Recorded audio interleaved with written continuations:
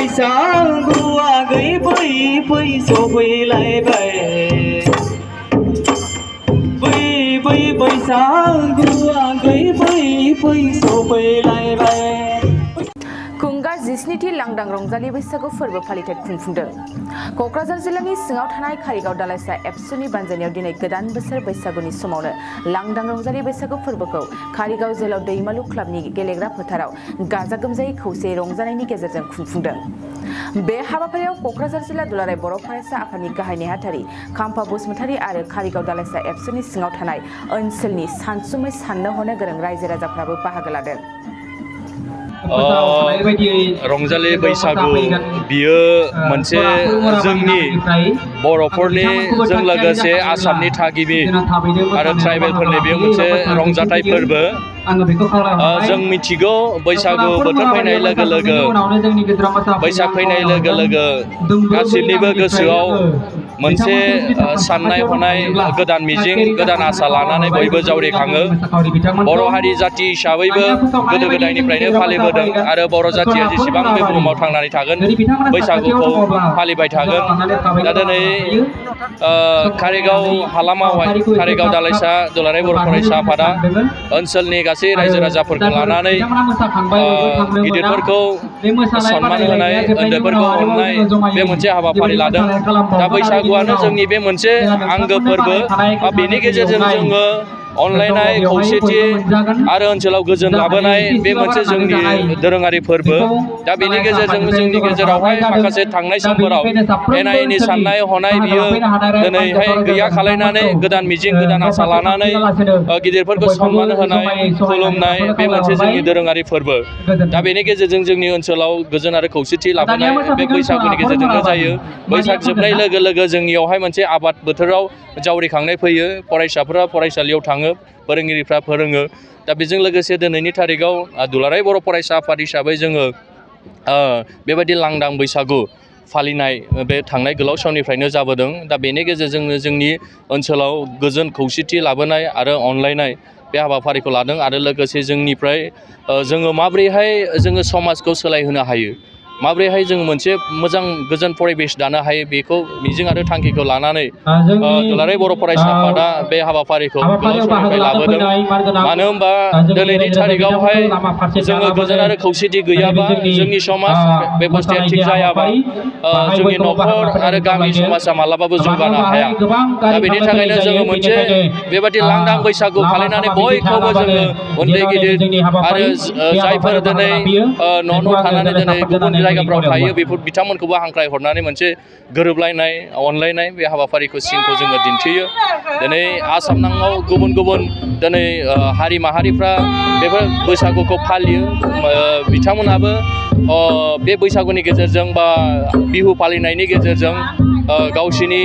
थांनानै थानायनि आरो लोगोसे बोसोर गोदानखौ मानिनानै सोलिलांनाय बा अनलायनाय बे मोनसे हाबाफारिखौ बिथांमोनाबो लानायखौ जों नुबोदों। निस्सय दङ। दुलाराय बर' फरायसा आफादनि थांखियानो बेनो, जोंनि बर'नि फोरबो बैसागु बेखौ जोङो दोरोङारि जिहेथु ट्रेडिसनेल बेजों गाननाय जोमनाय जानाय लोंनाय बर'नि आसार खान्थि हारिमु बियो सिथाबनानै दं, नांथाबनानै दङ। बेजों जोंनि जे बैसागु फोरबो फालिनाय बियो जोंनि आइडेन्टिटि, जोंनि सिनायथि, बेखौ जोङो सिनायथि होनो हायो बे बैसागुनि गेजेरजों। बा बेवहाय जोंनि हारिमुवानो दिनै बेवहाय सिथाबनानै दं, नांथाबनानै दङ। दा जोंनि दुलाराय बर' फरायसा आफादनि थांखियानो बेनो, जोङो मोनफ्रोमबो गामियावहाय जोंनि समाज बेबस्थाखौ थिग खालायनाय, गोजोन मोनसे लाबोनाय आरो अनलायनायनि गेजेरजों जोङो थांनानै थानाय बा जिउ खुंलांनाय। लोगोसे दिनैनि थारिखआव एन्टि ससियेल एक्टिभिटिस हाबाफारिफोर बा समाजावहाय निसा बुस्थु बाहायनाय बेखौ जोङो माबोरैहाय गैया खालामलांनो हायो। बेनिखायनो जोङो साफ्रोमबो जोंनि सेनियर जायफोर दिनै समाजखौ दैदेनबोदों, गामिखौ दैदेनबोदों, न'खरखौ दैदेनबोदों, बिथांमोनखौ जोङो आपिल खालायदों जे बयबो जोंनि जायफोर दिनै गियानि गुनि बेक्ति गथ' बिथांमोन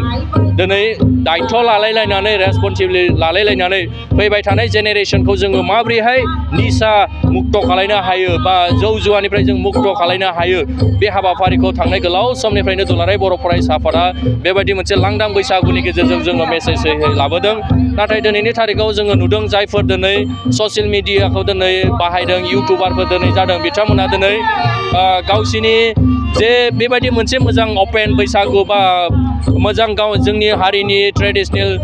गाननाय जोमनायजों बैसागु फोरबो फालिनाय बेखौ जोङो मुलुग दरबाराव ससियेल मिडियानि गेजेरजों जोङो फोसावनो थाखाय फोरमायनो थाखाय जोंहा बिराद मोनसे सुबिदा नाथाय दिनैनि थारिखआवहाय जायफोर ससियेल मिडिया इउटुबारफोर दिनै माखासे लोंनाय जानाय अश्लील भाषा बाहायनाय बेफोरखौबो दिनैहाय नुनो मोनदों दा बेफोरो जोंनि समाजनिफ्राय गैया जालांनांगौ आरो लोगोसे जोंनि जेबायदि मोजां मोनसे परिबेस बेबायदि मोनसे लांदां बैसागु जोंनि दोरोङारि फोरबो फालिनाय बेखौहाय फोसावनानै जोङो मुलुग दरबाराव जोंनि बर'नि सिनायथि थामोन्दा जोंनि जे हारिनि मोनसे फोरबो बेखौ फोरमायनायखौ बा दिन्थिनायखौ जोङो दिनै दुलाराय बर' फरायसा आफाद हिसाबै जोङो लुबैदों। खुलुमनाय जासिहरबाय आइ आफा रायजो राजा बिदा फंबाय गासिनिसिमबो आरो जोंनि नैबे कारिगाव ओनसोलाव फैनानै बड'लेण्ड बुब्लि बेयाव बड'सा बिथांमोनखौबो आंनि गोसो गोरबोनिफ्राय खुलुमनाय जासिहरबाय ओमफ्राय देग्लाय बोसोराव माने बिराद गोजोननाय मोन्दों ओमफ्राय सेकेन्ड टाइम आं बहाय फैनानै बेबायदि रंजानाय नुथाय नुनाया ओमफ्राय बेनि सिगाङाव आं मालाबाबो नुफेराखैमोन आरो ओंखारफेरनो मोनाखैमोन ओमफ्राय दिनै नैबे जोंनि जोहोलाव दैमालु फोथाराव फैनानै आइ आफा रायजो राजाजों मोसाफानानै आंबो गोसोखौ बिराद गोजोननाय मोन्दों आरो नुबाय जे जोंनि गासैबो सुबुंफोरा खौसेयै दङ ओमफ्राय देग्लायनि बोसोरखौ माने मोजाङै बारग'होनायाव माने बयबो सापर्ट होफैदों थ' माने गोजोननाय मोन्दों आरोखि बेखौ बे नुथायखौ नुनानै बैसागु बोथोर फैयोब्ला जोङो सेंग्रा सिख्ला बोराय बेन्थ' गासिबो गोसोआव मोनसे जावरिखांनाय फैयो न'खर न'खर हाबनानै रंजालि बैसागु फालियो नोंथाङाबो सासे राफोद गेलेगिरि बा सासे बर'नि बैसागु फालिग्रा हिसाबै मा फोरमायगोन नोंथाङा दिनै सासे सुबुंनि बारै जों नुनो मोनदों माने आंना बेनो फार्स्ट टाइम बेबायदि मोसानो होननानै ओंखारनाया आंना फार्स्ट टाइम ओमफ्राय आं सानाखैमोन आरोखि बेबायदि जे एथ'बां माने गोसोखौ गोजोननाय मोनगोन होननानै ओमफ्राय दिनै फिल्डआव ओंखारनायनि होननानै आङो माने ओंखारबोदोंमोन आरो ओमफ्राय जोंना सासे माबाया बिखुनजो जानाया आंखौ देलायहोहरबाय ओमफ्राय देलायनानै समायनायबो मोनबाय आरोखि आंथ' बिदि देलायफेराखैमोन नालाय ओमफ्राय बिराद गोजोननाय मोनो आरो ओमफ्राय खुसिजोंनो बिराद मोसाबायबो आरोखि ना ओमफ्राय दा जोबनायाव दसे मोसानानै थांनोसै ओमफ्राय बेखौनो खावलायगोन आरोखि जोंनि आइ आफा रायजो राजाफोरखौबो जे एबारनि बोसोराव बिथांमोननि गासिबो साननाय हनाय बा बोसोरा मोजाङै थांथों बेखौनो खावलायगोन आरो आं गिबियावनो जाय अर्गानाइजार जोंहा कारिगाव दालाइसा दुलाराय बर' फरायसा आफादखौ बिथांमोनखौ आङो बैसागु गोदान बोसोर बैसागुनि अननायारि गाहाम हामलायनायखौ आं जासिग्रोनाय थाबाय मानोना दिनै बे परिबेसखौ मोननानै जोंनि गोसोफ्राबो रंजाखांनाय फैदों मानोना जों बैसागुखौ बोसोराव जों खेबसेल' जों मोननो हायो दा थिग बेबायदिनो बिथांमोना बे ओनसोलनि 30टा गामिफोरखौ लानानै जोंनि गेजेराव जों गोबां माने खामानि दामानिफ्राव जोङो बेबायदि एंगेज जानानै थायो नाथाय बैसागु होननाय लोगो लोगोनो साफ्रोमबो मानसिफ्रा जोंनि खामानि दामानिफोरखौ दोननानै जों जयै मोनसे अनलायनाय मोनसे प्लेटफर्माव फैनानै जों रंजालायनाय लायो आरो बेबायदिनो जों माखासे गोजोनख्लायनाय जों हाबाफारिखौ जों लायो दा ओंखायनो दिनै नैबे कारिगाव दुलाराय बर' फरायसा आफादा जिबायदि मोनसे परिबेसखौ दिनै होदों रायजो राजानो आरो बियो इयुनावबो जालांबाय थागोन जों बेखौ हास्थायो आरो बेखौनो जों गोजोननाय मोन्दों आंबो बेहाय फैनानै जिहेथु जोङो बैसागु होननाय लोगो लोगो बैसागुआ बर'फोरनि मोनसे गिदिर मोनसे फोरबो दिनै सारा बुहुमावनो मिथियो जे बर'फ्रा बैसागु फोरबो फालियो होननानै दा ओंखायनो दिनै जों नुनो मोन्दों गुबुन गुबुन बुहुमाव थानाय बर'फ्राबो दिनैनि बे बोथोराव बैसागु बोथोरखौ बिथांमोना बयबो फालिदों दिनै बे लांदां बैसागुनि गेजेरजों जों बेखौनो जों दिन्थिनो हायो जे बर'आ मोनसे गेरेमसा मोनसे हारि आरो जोङो बर' हारिखौ दिनै सिनायथि होनांगौब्ला जोंनि नैबे हारिमुनि गेजेरजों एसेबां रंगिना संगिना दिनै बैसागु मोसादों आरो दिनै जोंनि साफ्रोमबो मानसिफ्रा जोङो बोथोर फैनाय लोगो लोगो जोंनि गोसोफ्रा गोदान जायो साननाय हनायफ्रा गोदान जायो दा ओंखायनो आं बेखौ मोनसे नोंथांमोननि माध्यमनि गेजेरजों मोनसे मेसेज होनो नागिरो गासैबो जाहाथे जोंनि बर' ओनसोलनि गेजेराव मोनसे अनलायनाय मोजां मोननाय आरो सान्थिया जाहाथे फैयो आरो थाबाय थायो आरो जोङो सानफ्रामबो जों गावजों गाव अनलायलायनो हायो जों गावजों गाव जोङो माबा मोनसे जुदि जोङो गोरोन्थि जों दाय माबाफोर जुदि जालायदोंब्लाबो दिनैनि बे बोथोराव जों बावलायलायनानै जोङो निमाहा होलायलायनांगौ आरो मोनसे प्लेटफर्माव फैनानै खुनु पार्टि धोरोम राव लायाजासे जाहाथे जों रंजानांगौ फुरथि खालामनांगौ आरो गामिनिबो जों मोनसे टाइम होनांगौ आरो जोंनि जि आइ आफा जोंनि फंबाय बिनानावमोना जिबायदि रंजादों जोंनि हारिमु जोंनि जिथु गाननाय जोमनाय दख'नाजों गामसाजों थिग बे बुस्थुखौ बोथोरजों लोगोसे जों इसिबां रंगिना संगिना जों समायनायखौ जों नुनो मोनो दा ओंखायनो आङो जोबोद गोजोननाय मोनदों बे प्रग्रामाव बाहागो लानो मोननानै बिथांमोना जे हांख्रायबाय आं बिथांमोनखौ धन्यबाद होयो आरो बिनि गेजेरजों सारा जोंनि बिटिआर ओनसोलनि बर' रायजो राजाफोरखौबो आङो गोजोननाय जासियो बयबो नोंथांमोना गोजोननायजों लोगोसे रंजानाय बे परिबेसखौ लादो जाहाथे जोङो आं मोनसे खोथाखौ बेखौनो लुगैयो जों बैसागु होननाय लोगो लोगो लोंनाय जानायजों जों गफबनो नाङा जोङो मोनसे डिसिप्लिननि गेजेरजों जों जेरै बेहाय लांदां बैसागु खुंदों बे लांदां बैसागुखौ जाहाथे बयबो बजबनानै लायो आरो बियो जोंनि अकल जोंनि बर'फोरनि गेजेराव नङा सारा बुहुमनि गेजेरावनो जाहाथे गोसारनो हायो जे बर'नि जि बैसागुआ फोरबोआ जे बेसेबांबा समायना रमायना आरो आद्रोम गोनां आखुथाय दङ बेखौ जों जाहाथे दिन्थिनो हायो बुहुमनि गेजेराव आं बेखौनो बयनोबो आङो मेसेज होयो आरो नोंथांमोनखौबो आङो बेनि गेजेरजों खावलायगोन जाहाथे नोंथांमोनाबो नोंथांमोननि जि नोंथांमोना सम गैयालासे नोंथांमोना फुंनिफ्रायनो लानानै जिबायदि खस्थ' खामानि मावो जोंनि रिपर्टार बिथांमोना जाहाथे बिथांमोना बे गोदान बोसोराव नोंथांमोना जिबायदि न'खरनो टाइम होनांगौमोन जिबायदि नोंथांमोना सम लानांगौमोन न'आव नाथाय नोंथांमोना समाजनि माने मोजांनि थाखाय नोंथांमोना गावसोर जिरायजासे जिराया गैयाजासे नोंथांमोना मेङाजासे खामानि मावदों हयथ' नोंथांमोननो जाहाथे अबंलावरिया बोर होयो जाहाथे नोंथांमोना मोजाङै बे बोसोराव जाहाथे आवगायलांनो हायो नोंथांमोननि साननाय हनाया माने जाफुंसारनो हायो जाहाथे आनान गसाया जाहाथे नोंथांमोननो जेब्लायबो आशीर्बादखौ होयो आं बेखिनिखौनो बयनोबो गोदान बोसोरनि अननाय आरो मोजां मोननायखौ जासिनानै आंनि जि गोदान बोसोरनि जि मोनसे मेसेज आं बेखिनियावनो फोजोबबाय गोजोन्थों बुब्लिनि फोसावगिरि बिथांमोनसिम गिबियावनो कारिगाव दालाइसा दुलाराय बर' फरायसा आफादनि जानानै जोंनि गोसो गोरबोनिफ्राय साबायखर बावहरनाय जाबाय बेजों लोगोसे जोङो दिनै स्निथि जे लांदां बैसागु फोरबो फालिथाय बे फालिथायखौ जोङो बोसोरफ्रोमबो बैसाग दाननि 3 अक्ट'आव जों खुंफुंबाय थानाय जायो दा बेवहाय जों कारिगाव दालाइसा दुलाराय बर' फरायसा आफाद हिसाबै खोब गोजोननाय मोन्दों मानो होनोबा जों हांख्रायनाय बायदियै क'क्राझार जिल्ला दुलाराय बर' फरायसा आफादनि मानगोनां गाहाय नेहाथारि खाम्फा बसुमतारी साराबो बे जोंनि हाबाफारियाव बाहागो लाफैदों बेजों लोगोसे गुबुन गुबुन आफादनि गुबुन गुबुन दोलोनि मेलेमजिबि इन्टेलेक्सुयेल बिथांमोनहाबो बाहाय जोंनि हाबाफारियाव बाहागो लाफैदों आरो लोगोसे जोंनि कारिगाव दालाइसानि सिङाव